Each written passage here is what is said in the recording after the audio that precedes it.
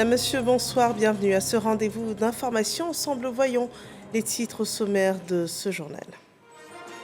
Le Premier ministre à Washington DC, dans le cadre du sommet États-Unis-Afrique, expose la volonté de la Côte d'Ivoire de nouer un partenariat gagnant-gagnant avec les États-Unis, créer de la valeur ajoutée dans tous les secteurs, de grands enjeux abordés au cours de multiples rencontres avec des hommes d'affaires et responsables d'agences gouvernementales. Le résumé de ces activités à suivre. Et nous reviendrons ce soir dans ce journal sur les grands défis de ce sommet Afrique-États-Unis qui s'est achevé ce jour. D'importantes questions d'intérêt commun ont été abordées avec en cœur la restauration du partenariat entre les pays africains et les États-Unis. Le sujet est analysé par Michel Digré. C'est le dossier de ce jeudi. Et puis ce soir, reportage exclusif sur l'autoroute Yamoussoukro-Thiébissou. L'ouvrage sera inauguré demain par le vice-président de la République après plus de 82,7 milliards de francs CFA d'investissement tout le long des 5 années de travaux. Zoom donc sur cette infrastructure économique stratégique qui viendra booster les échanges entre la Côte d'Ivoire et ses voisins. Bienvenue dans ce 23h. Les activités du Premier ministre à Washington. Patrick Hachi poursuit sa visite de travail à Washington en marge du sommet des leaders aux États-Unis, le sommet États-Unis-Afrique, où il représente le président de la République, Alassane Ouattara. Le chef du gouvernement enchaîne les audiences et séances de travail. Et ce jeudi, il a rencontré Alice Albright, la présidente du Millennium Challenge Corporation. On fait le point de toutes ces activités avec Alexis Ouedraogo. À Washington, le chef du gouvernement poursuit ses rencontres. Mercredi, Patrick Hachi était au MCC. Le programme qui soutient des projets du secteur éducation-formation se satisfait de l'état d'avancement des différentes étapes. Bien avant, représentant le chef de l'État, le Premier ministre a pris part à l'ouverture de l'US Africa Leaders Summit avec au centre des échanges la sécurité alimentaire. Nous sommes un géant en matière de production agricole, l'agriculture de rente, que ce soit le cacao, que ce soit la noix de cajou, que ce soit l'EVA, toutes ces productions que nous avons ont le même problème, le taux de transformation local pour pouvoir retenir la valeur ajoutée, créer des emplois et croître. Donc pour cela, nous avons bien sûr besoin de capital, nous avons besoin de partenaires, nous avons besoin de savoir-faire et les Américains dans ce domaine-là ont bien sûr une très grande longueur d'avance et aujourd'hui sont parmi les meilleurs au monde. Donc nous avons dit que nous étions intéressés à échanger avec eux pour voir dans quelle mesure ils pourraient venir en Côte d'Ivoire investir et dans un partenariat gagnant-gagnant nous permettre de transformer beaucoup plus nos matières premières afin d'avoir et de capter cette valeur ajoutée. Pour le chef du gouvernement, les défis entre la Côte d'Ivoire et ses partenaires dont les États-Unis sont multiformes et il faut faire davantage d'efforts pour les affronter. Donc il y a de grandes transformations à faire pour pouvoir approvisionner les populations en quantité, en qualité, mais même au-delà de ça, de pouvoir exporter les produits alimentaires. Donc les défis que nous avons au niveau de la production pour pouvoir produire tout le long de l'année en quantité suffisante toutes les productions nécessaires, mais également les questions d'éviter les pertes post-récolte, donc les questions de stockage, les questions de transport, mais également les questions de distribution. Et la Côte d'Ivoire est résolument engagée à la transformation de ses productions locales les années à venir. Voilà, l'enjeu de ce sommet Afrique-États-Unis est tout aussi important pour les États-Unis. Après l'ère Donald Trump, la puissance mondiale déroule son tapis rouge à l'Afrique et se présente comme un partenaire répondant à tous ses besoins. Des milliards de dollars sont d'ailleurs promis sur d'importants secteurs d'intérêt commun, dont la paix, la sécurité, la gouvernance, la santé mondiale, la sécurité alimentaire, le climat, l'énergie ou encore la connectivité numérique. Un partenariat gagnant-gagnant, suivant l'analyse de Michel Digré.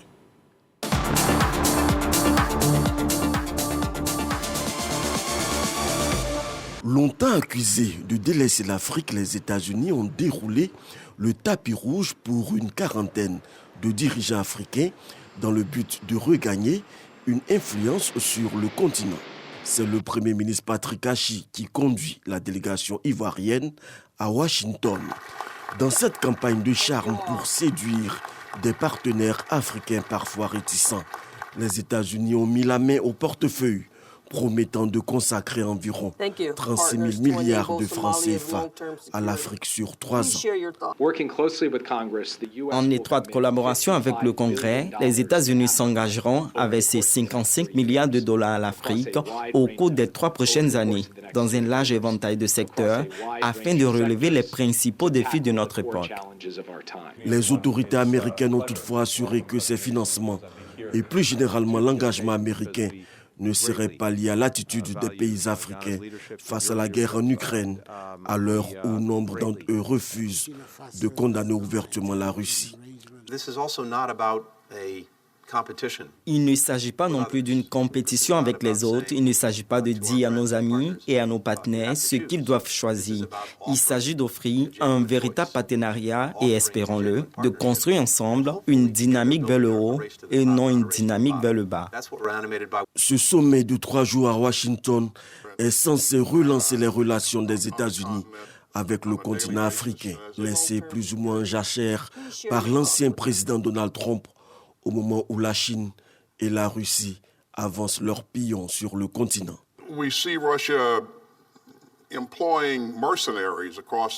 Nous voyons également la Russie employer des mercenaires à travers le continent et cela est également déstabilisant.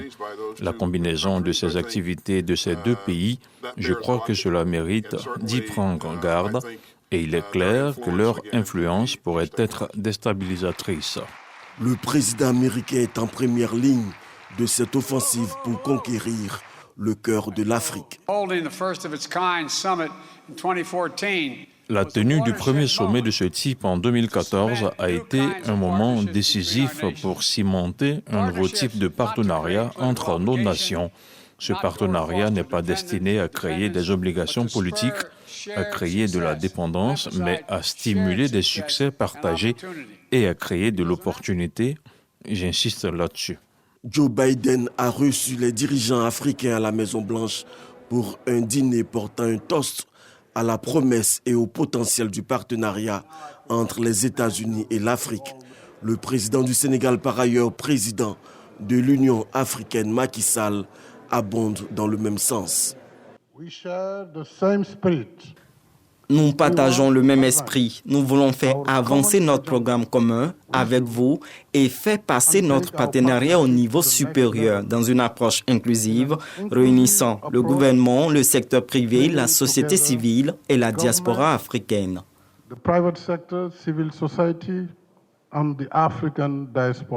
Plusieurs accords sont paraphés au cours de ce forum. Ici, les États-Unis signent un accord régional avec le gouvernement du Niger et du Bénin lors d'une cérémonie organisée dans le cadre d'un forum économique en marge du sommet. Le contrat régional de transport entre le Bénin et le Niger prévoit des subventions de 202 millions de dollars pour le Bénin et 302 millions de dollars pour le Niger. Une grande opération de séduction des États-Unis à l'Afrique est donc ainsi enclenchée. Le programme de financement de l'Union européenne en Côte d'Ivoire participe au développement dans le pays. Le projet Archipelago pour l'amélioration de l'employabilité a favorisé la formation de 455 jeunes. Après 4 ans, ils sont prêts à insérer les secteurs de l'agriculture, particulièrement les filières du manioc et du maraîchage. La clôture de ce programme de formation est rapportée par Sephora Zegui.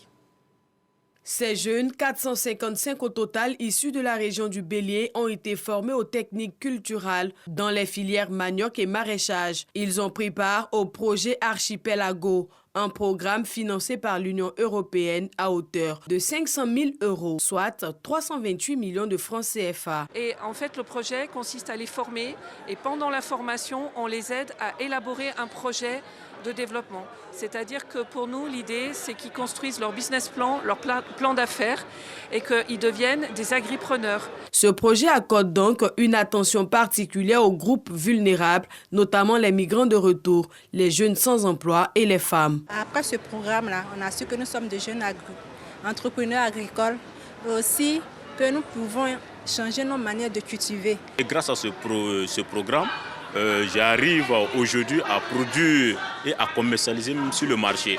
Aujourd'hui, mon chiffre d'affaires tourne autour de 1 200 000 francs.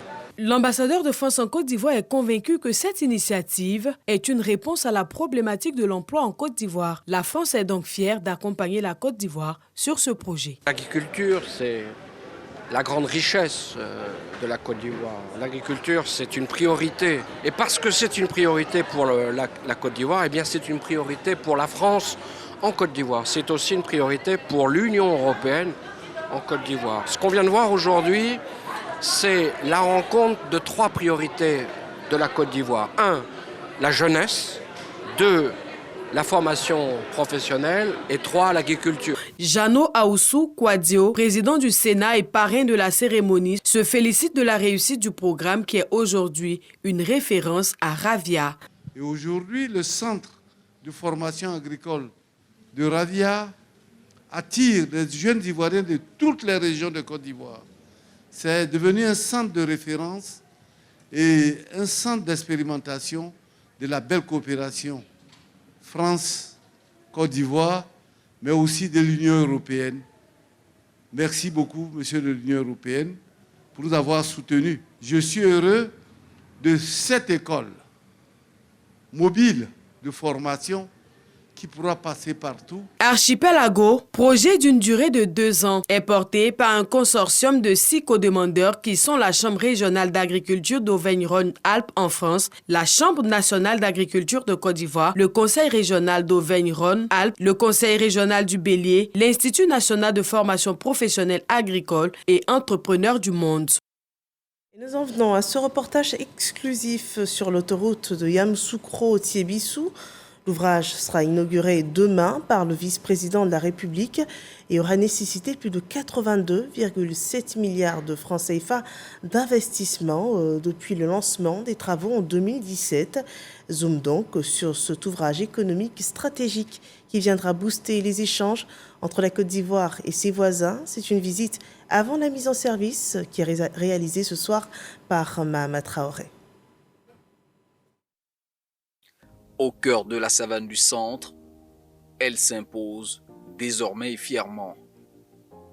Elle a mis 4 années pour se frayer un chemin entre Yamoussoukro, la capitale politique, et le département de Thiébissou. 4 ans de labeur pour s'assurer de bâtir un ouvrage solide dans le temps et dans l'espace. Au final, une autoroute de 36,5 km reliant désormais Yamoussoukro à Thiébissou. Alors, comme je dis, ici, nous avons la structure de chaussée, c'est 80 cm d'épaisseur, donc c'est vraiment du costaud. C'est une structure assez solide, voilà, qui va tenir pendant les 20 ans minimum de durée de vie de cette autoroute-là. L'ouvrage qui a été réalisé a été fait selon les normes de l'art. Nous avons respecté tous les cahiers de charges qui ont été définis pour l'entreprise. Toutes les prescriptions ont été définies et donc c'est une route de qualité que nous avons réalisée. Elle tient compte de l'agressivité du trafic et nous pensons qu'elle aura une bonne durée de vie avec l'entretien courant qui doit suivre. S'il faut donner tant de garanties, c'est parce que cette autoroute est appelée à supporter un trafic dense.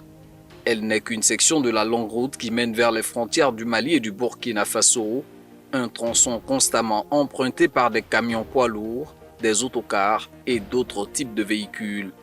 Au fil du temps, la désormais ancienne route a fini par montrer ses limites. Hier comme ça, on était bloqué pendant 4 heures du temps vers Djibounois. Donc c'était une voie express là. On était déjà, depuis 18 mois, je suis rentré à 22h à Boaké. On a rangé beaucoup pour aller à Boaké. Tous les jours on a oublié, quand tu fais le voyage, Abidjan, Boaké, tu vas au garage. La route là n'est pas bonne. Il y a beaucoup de trous, il y a beaucoup d'accidents aussi. Voilà, si l'autoroute est finie là, voilà, ça nous plaît. On peut dire Dieu merci. La nouvelle voie, elle, n'entend pas décevoir ses usagers. Elle leur réserve une circulation avec des commodités. 4 passages routiers à raison de 2 fois une voie sur le sens aller comme retour. 6 passages pour les piétons. 3 échangeurs comme celui de Lolobo, des ouvrages de drainage et d'assainissement, 104 au total, le long des 36,5 km, un passage inférieur pour descendre vers Thiébissou. Vraiment, c'est une bonne voie. Voilà. Il n'y a pas de problème. Je remercie M. Alassane Ouattara de bien vouloir nous aider comme ça. Une fois tu arrives, il y a un camion qui s'est coulé, vous êtes obligé de faire au moins 2 heures, 3 heures, patienter pour pouvoir l'enlever. Bon. Or, avec l'autoroute, ça sera encore plus facile de circuler sur l'autoroute. Ça va nous permettre beaucoup d'aller plus rapidement à Boaké. En tout cas, la petite voie, assez de voitures, mais à l'autoroute, je pense bien que ça peut nous arranger. L'ouvrage reflète également la vision d'une Côte d'Ivoire solidaire portée par le président Alassane Ouattara. Les populations installées dans les villages situés dans l'emprise vont bénéficier de 6 marchés et de 10 forages. Pour honorer la facture de ce chantier d'Hercule, l'État a dû mobiliser 82,7 milliards de francs CFA avec le concours de la Banque islamique de développement.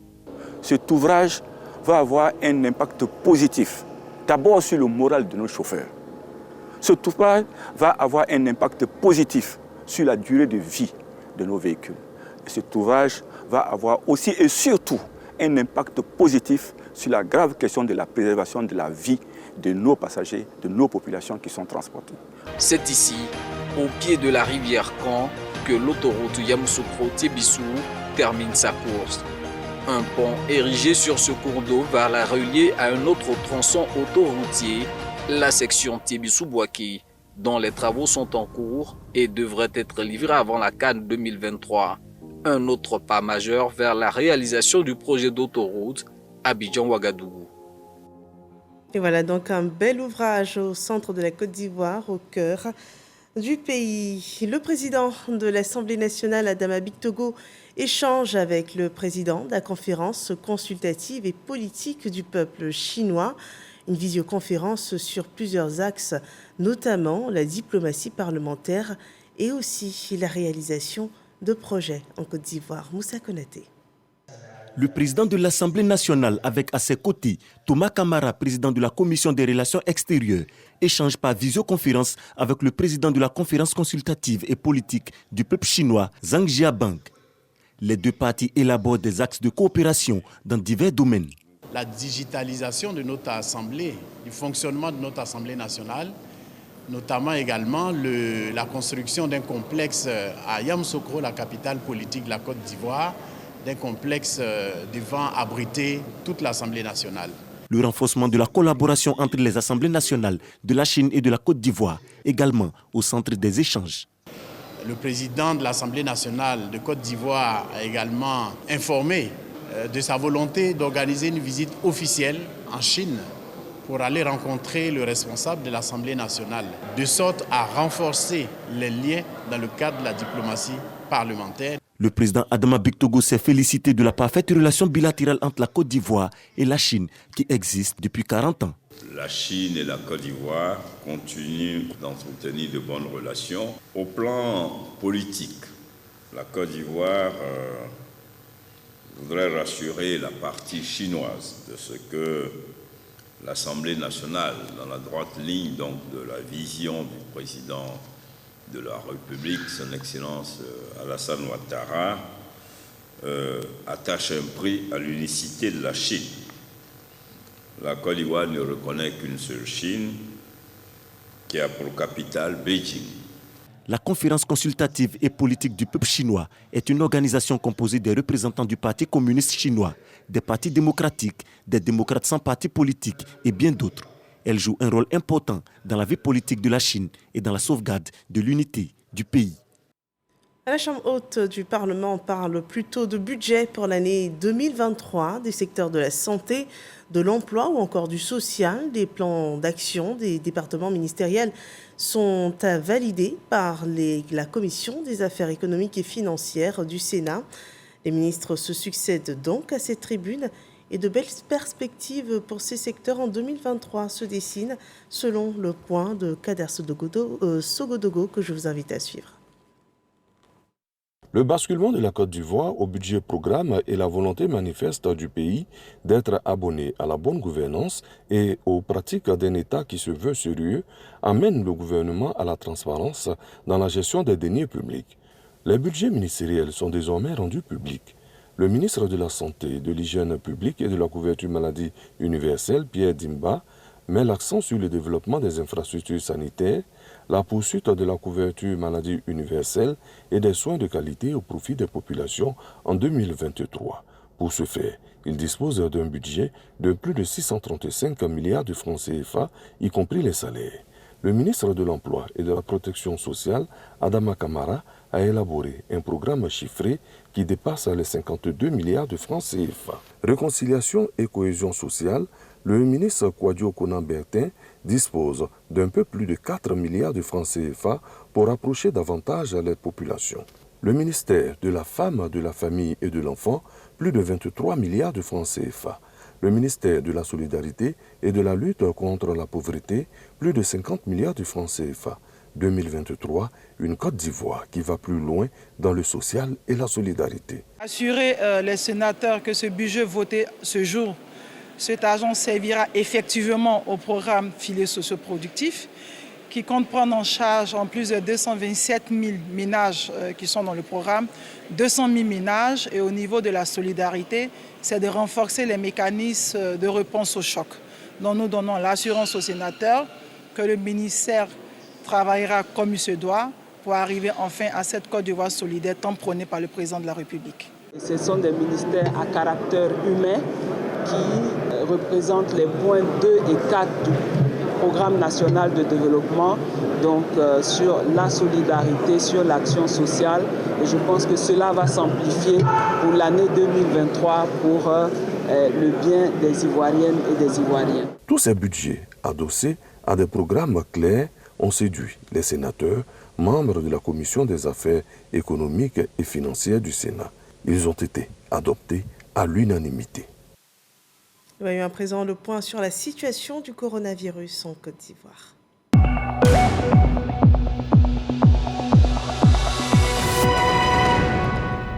Ce 15 décembre 2022 sont annoncés dans le pays 15 nouveaux cas de Covid-19 sur 306 prélèvements effectués. Un cas de guérison est également déclaré. Il y a toujours dans le pays 19 cas actifs.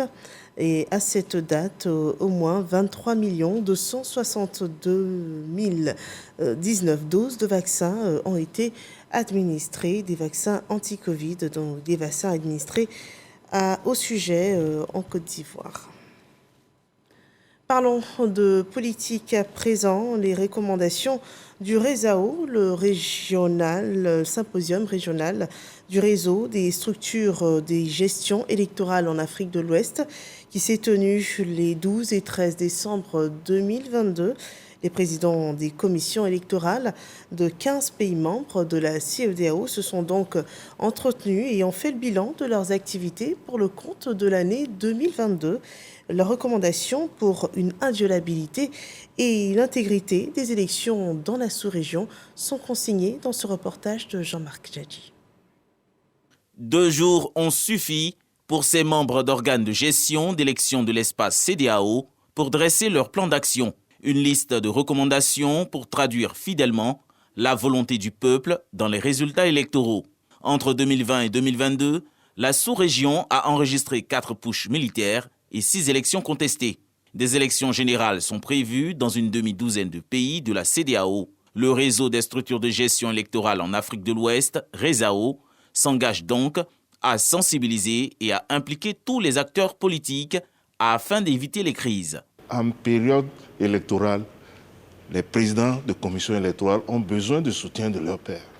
Ce que vous ne savez pas, ils ont trop de pression.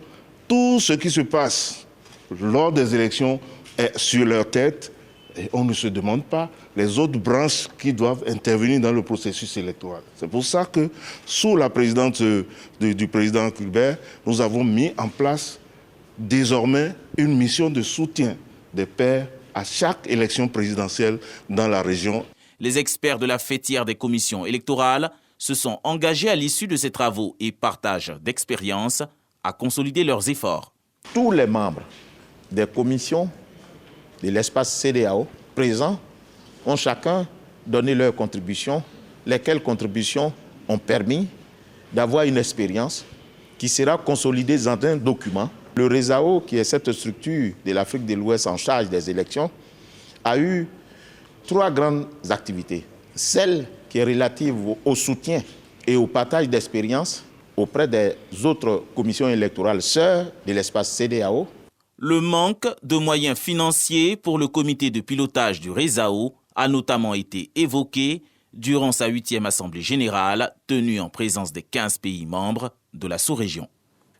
Les activités des partis politiques. Le nouveau secrétaire exécutif du RHDP poursuit ses consultations pour la consolidation du parti au pouvoir. Il a rencontré mercredi quelques membres du parti issus du Conseil économique, social et environnemental.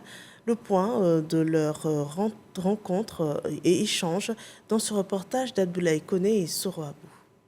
Le secrétaire exécutif du RHDP a rencontré les conseillers économiques et sociaux de son parti. Un tête-à-tête qui lui permet de recueillir leurs instructions et leurs conseils pour la réussite de sa mission. Cette rencontre était attendue par tous les conseillers économiques, sociaux, environnementaux et culturels. D'abord, le féliciter pour sa nomination et également l'encourager dans tout ce qu'il fait. Nous sommes à une étape importante de l'évolution de toutes ces questions où c'est important qu'on puisse venir d'abord le féliciter pour sa nomination et l'encourager pour tout ce qu'il a commencé à entreprendre et en même temps lui témoigner notre soutien sans faille.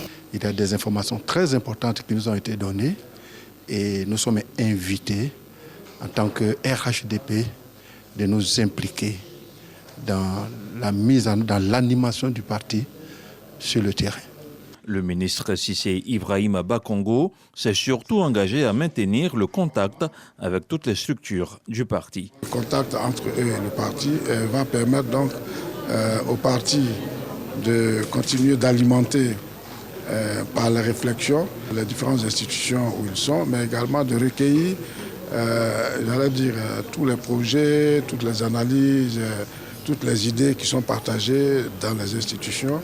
Pour nous, c'est la meilleure manière d'aider donc, le gouvernement, de rester en contact avec le gouvernement, de rester en contact avec les institutions, mais aussi la meilleure manière pour le gouvernement, pour les institutions, de rester donc, dans l'organisation, dans le fonctionnement du parti. Le secrétaire exécutif du RHDP a promis que ces rencontres seront institutionnalisées. Et sur la révision de la liste électorale, les partis politiques s'impliquent davantage pour une grande sensibilisation des populations. Et dans ce cadre, Adama Bictogo a rencontré la chefferie traditionnelle de 7 villages à Tchan, dans la commune de Yopougon. Le point avec Michel Tigret. À 5 jours de la fin de la révision de la liste électorale, Adama Bictogo met les bouchées doubles pour susciter une adhésion massive des populations de Yopougon. La chefferie traditionnelle de 7 villages à Tchan de Yopougon est sollicitée pour l'enrôlement du maximum d'électeurs dans cette communauté. À ses côtés, un fils à Tchan, le ministre d'En Haut Paulin Claude Adama Bictogo a souhaité son intégration au sein du peuple à Tchan. J'ai profité aussi pour que mes parents, le chef Nanandori, qui est le président des chefs de la région de la Yébi, accompagné donc du chef Krobou, du chef Dano et de l'imam central, j'ai fait donc venir mes parents d'Aboville pour qu'ils soient témoins de ce jour-là où mes parents de Yopougon, les Atchans, ont donc décidé de m'accepter. C'est donc une journée forte de symboles. Autre symbole fort de cette journée, les dons de Adama Bictogo au nouveau-né de 5 centres de santé de Yopougon. Je suis venu me porter parrain. Au niveau de Yopougon, il y a eu 100 enfants nés aujourd'hui, le 14 décembre. Au niveau d'Aboville, environ 40. Et j'ai donc décidé de partager non seulement ma journée anniversaire avec ces enfants, pour que nous ayons ensemble le même anniversaire. Je ne les connais pas, mais ce que je sais, ce sont des enfants nés en Côte d'Ivoire. Ce que je sais, c'est des enfants de femmes ivoiriennes. Et ce qui m'a touché, c'est que la plupart des mamans étaient très jeunes. Dans les semaines à venir, Adama Bictogo va intégrer officiellement la communauté Atchan au cours d'une cérémonie traditionnelle qui réunira les 7 villages Atchan de Yopougon. Et toujours sur la révision de la liste électorale au PDCI, on fait le point des avancées de la sensibilisation et c'est avec l'honorable Diaoufoué qui a rencontré le personnel politique du PDCI dans la commune de Yopougon. Le point avec Didier Nguessan. Après 3 semaines de sensibilisation à l'enrôlement sur la liste électorale dans les différentes chefferies de Yopougon, le député Diaoufoué fait le point. Il a rencontré le personnel politique du PDCI RDA à Yopougon, notamment les secrétaires généraux de section, les UFPDCI et les JPDCI, et les militants qui constituent les points focaux dans leurs différentes bases pour s'enquérir des résultats de la sensibilisation. Le travail là, on ne triche pas avec. Soit tu fais pas. Quand tu fais pas là, les résultats, tu vas connaître. Mais quand tu fais là, les résultats sont toujours bons. Concentrons-nous sur l'essentiel. L'essentiel, c'est la victoire du PDCI-RDA à Yopougon. Donc, chers militants du PDCI-RDA, continuons d'investir le terrain. Soyez prêts. Galvanisant de nouveau sa troupe pour les jours restants, l'honorable Diaoufoué a insisté sur la nécessité de l'engagement au travail bien fait pour maximiser l'inscription des militants du PDCI sur la liste électorale. L'opération d'enrôlement a débuté le 19 novembre et prendra fin le 20 décembre prochain. Et à présent, cet hommage que nous rendons à MC Claver qui a fait les beaux jours du rap ivoirien dans les années 90. MC Claver, né Claver César Auguste Roméo Kiswansida Yameogo, fils de l'ancien président burkinabé Maurice Yameogo, est décédé ce jeudi des suites d'une maladie à l'âge de 56 ans. Célèbre rappeur, converti pasteur, le bishop Claver Yameogo dit MC Claver s'en est allé aujourd'hui, 14 décembre, à Ouagadougou. Animateur, artiste, créateur de concepts, l'homme a travaillé de longues années avec la RTI sur Fréquence 2, avec l'émission Zone Rap, qui a aussi été à l'origine de la découverte de plusieurs talents du rap ivoirien.